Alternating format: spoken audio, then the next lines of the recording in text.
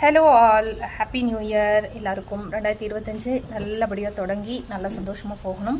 2024 எனக்கு சொல்லிக் கொடுத்த ஒரு விஷயத்த அவங்க கூட சொல்லிக்கிறேன். நான் போன வருடம் ரொம்ப சந்தோஷமாக எந்த கஷ்டமும் வரக்கூடாது அப்படின்னு நினச்சி தொடங்கின ஒரு வருஷம்தான். ஆனால் பார்த்தீங்கன்னா நிறைய டிஃபிகல்ட் டைம்ஸ் எல்லாம் நான் அதில் ஃபேஸ் பண்ணேன். ஸோ கஷ்டம் எந்த அளவுக்கு நான் கஷ்டப்பட்டேனோ அந்த அளவுக்கு நான் அந்த சக்ஸஸையும் ரீச் பண்ணியிருக்கேன், கோலையும் அச்சீவ் பண்ணியிருக்கேன். ஸோ கஷ்டம் வரக்கூடாது அப்படின்னு நினச்சி நம்ம ஒரு வருஷத்தை துவங்கவே கூடாது. வர்ற கஷ்டத்தை நம்ம ஃபேஸ் பண்ண, டிஃபிகல்ட் டைமை, அந்த டஃப் டைம்ஸை ஃபேஸ் பண்ண நம்ம ரெடியாக இருக்கணும் அப்படிங்கிறத நான் லாஸ்ட் இயர் புரிஞ்சுக்கிட்டேன். ஸோ இந்த வருஷம் நம்ம துவங்குறோம். எந்த ஒரு கஷ்டமும் நமக்கு வரக்கூடாது அப்படின்னு நினச்சி நம்ம துவங்கக்கூடாது. வர்ற கஷ்டத்தை நம்ம ஃபேஸ் பண்ண ரெடியாக இருக்கணும்.